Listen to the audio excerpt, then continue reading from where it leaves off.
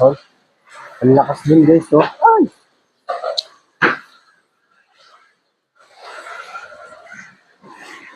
Nabuksan ang bintana namin. Hello guys, hello world, hello Europe. Good morning, maulang umaga.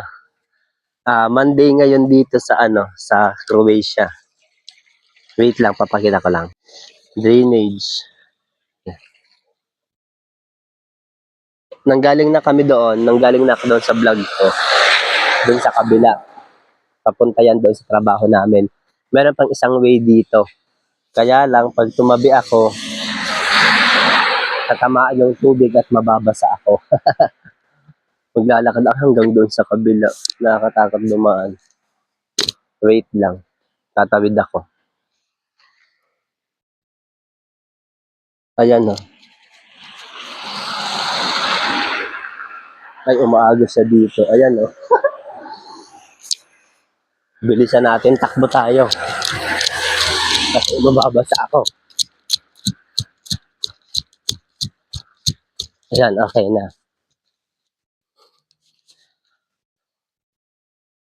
Ito guys, puno to ng mga mansanas.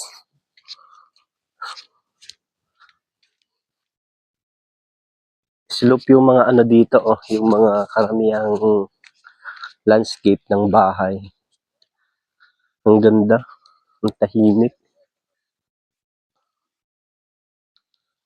Mga puno lang.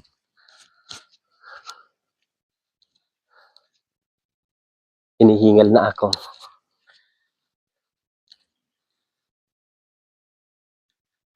May nakita ako plum.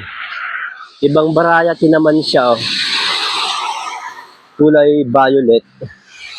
Yung andoon sa amin, kulay yellow. Tapos yung puno, tingnan nyo, dilaw. Tapos doon sa kabila, violet.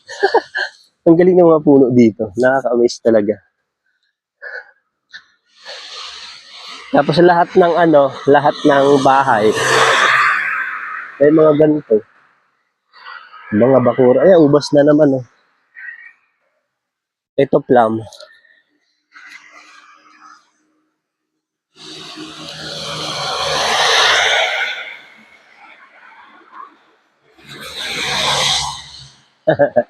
Tumawa yung driver.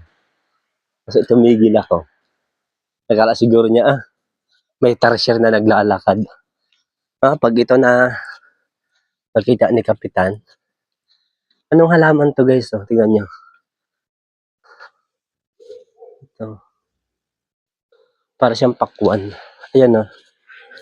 Yung bunga niya.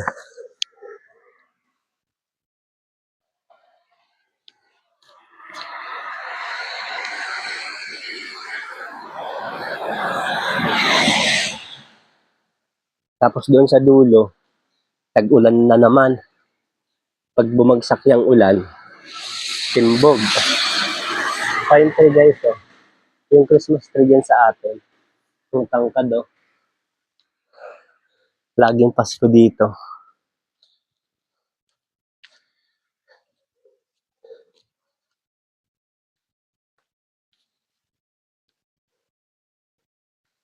Hindi ko na lang papakita yung mukha ko para mag-enjoy kayo dyan.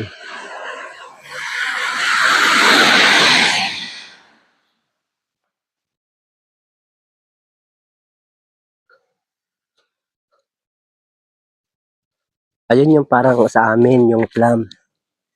Dilaw. Ito.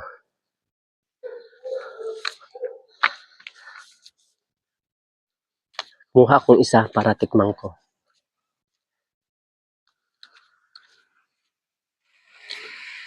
Ano siya? Maasim na matamis. Oops, delikado to. Meron ditong bus station na isa, eh. Doon sa pag-akyat. Ayan yung mga bulaklak sa ang gaganda. Ang ganda ng bakura nila.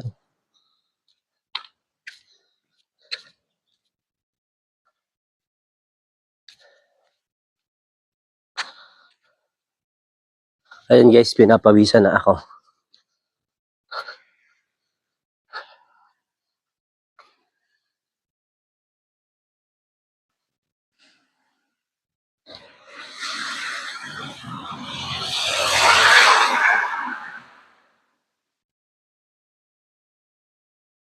May bunga siya. Oh. Ito. Ayun, laki ng aso. Ewan ko sa'yo dyan, di naman kita pinapansin eh. Ay, nabasa yung ano ko. High heels ko.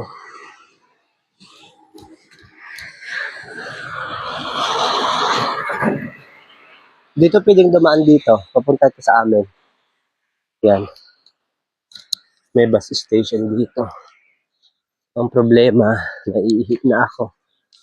Bawal pa naman ditong umihi kung saan saan. Kaya,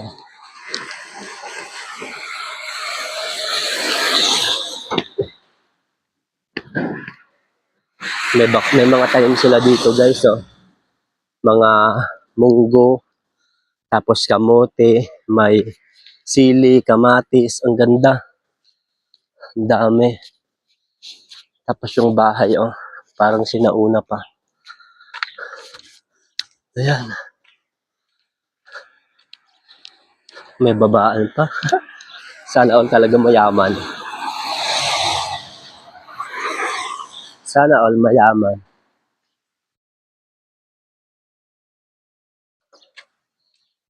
Ang ganda, no? Payapa. Ayun yung bus may tumigil. Ah, may ibinaba. Ah, okay. Pag pala ano, bababa kami doon sa kabila.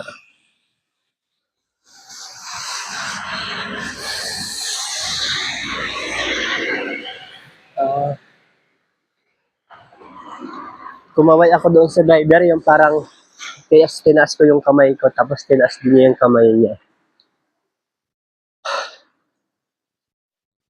Guys, ngayon, nakadoble akong suot. Kasi ang lamig. Malamig na siya. Pero sabi ng mga tiga rito, yung mga nakakausap namin, ano pa lang daw ngayon, summer. Summer pero ang lamig na.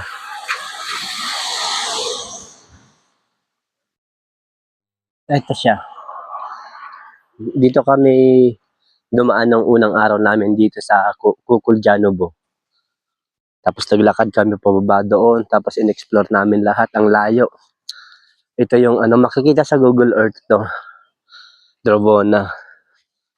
Tapos diretso pa tayo. Din yung pine tree na kulay silver yung silver yung dahon, silver green. Tapos meron ding crucifix doon si Jesus Christ. Nasabi ko na to sa sa vlog ko nung nakaraan. Meron ding mga road sign na may tumatawid na osa. Kaya lang hindi pa ako nakakita. Oh, yay view guys, bilang ako yung nataw kalorkor, hindi daw babuli ka Willie. Oh. Ayan guys, yung pupuntahan ko. Andyan. Pababa tong daan. Tapos pansin nyo, halos walang sasakyan. Pa isa-isa, dalawa, ganun lang.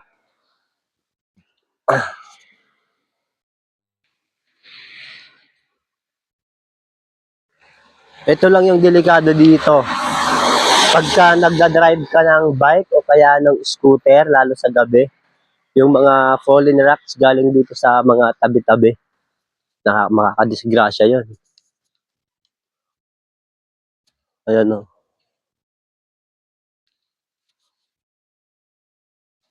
Oh, Bakar Industrial Chuchu, ayan yung address dito. Tapos Sona 50 Yung ibig sabihin yan. Ayan, papunta na tayo doon sa may mga bilihan, mga mall.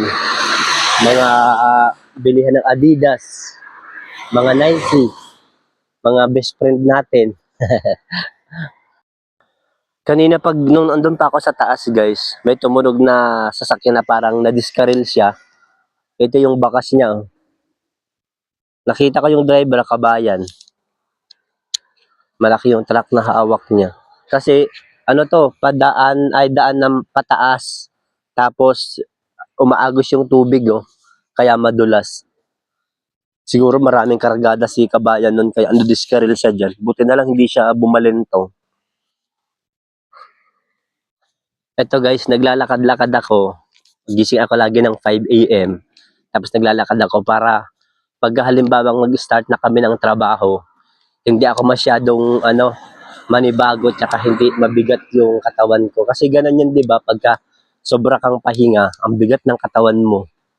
Kaya ito, sinasanay ko yung katawan ko na gumising na maaga, tapos maglakad-lakad para ready to fight. Siyempre mga tayo, mga Girl Scout, kailangan laging maging handa. Yun lang. 3 times ko nang nadaanan tong tanso na to, oh. Ang laki-laki ng tanso. Pag sa Pilipinas yan, nako, naputol na yan, matagal na. Dito sa part na to guys, para akong nasa, sa Technopark sa Laguna, sa Binyan. Oh, may logistics. Tapos dito, ay mga, ewan ko kung ano mga establishment to. Hindi ko alam. May police station dito eh. May police station. Banda ata doon sa kabila. Ganito siya. Ay, katakot naman yung truck. Naka-file yung mga mga batong malalaki. Pati yung mga bato, Amerikano, mapuputi.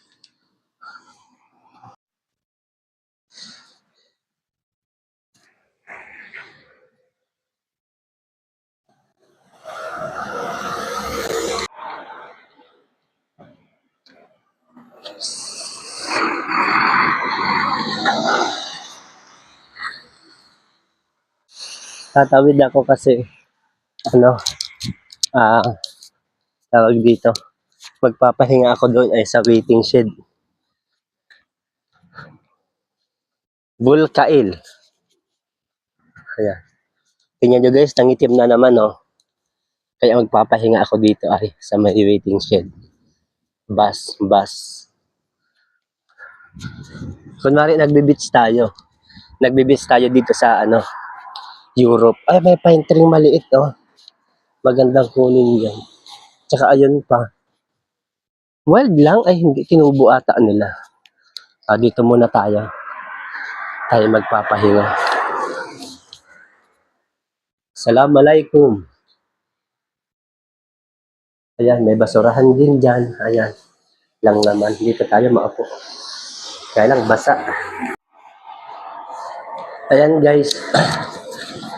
Tayo. Pagod na ako. Meron akong baon na tubig. Tsaka saging. Magmerienda muna ako.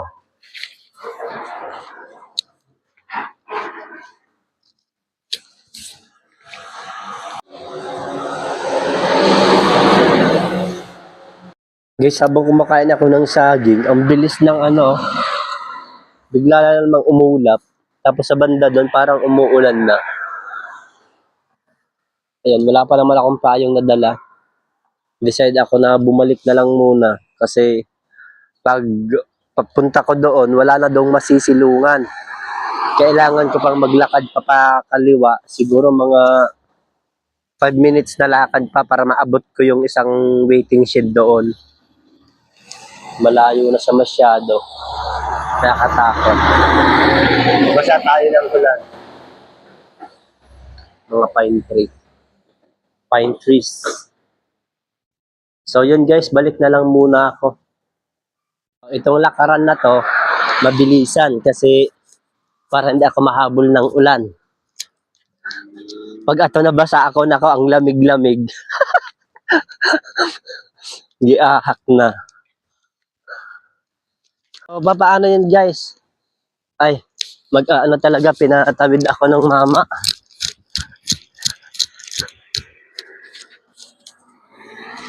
Pinatawid ako ng mama. Ang babait nila. Nako, ang babait na nila. Ang gagwapo pa. Yung mga giahak tong mga to. Sabi ko nga ng isang isang araw sa kasama ko, Ang perfect ng pagkagawa ni Papa Lord sa kanila, no? Siguro nung ginawa sila ni Papa Lord, yung lahi nila, ano siya, kapapasok pa lang niya yung parang bagong ligo, busog, tapos maganda ang takbo ng ulo, ganyan. Tapos nung bandang hapon na, pagod na, naiinis na, ayan, tayo na ang ginawa. Kaya ang dami ng tsaka. Natawa ako. So, ano yung paano yun, guys? Isasara ko na yung vlog ko sa part na to. Dahil tatakbo na ako. Para hindi tayo maabutan ng alas. Until next vlog, sana nag-enjoy kayo. Bye-bye!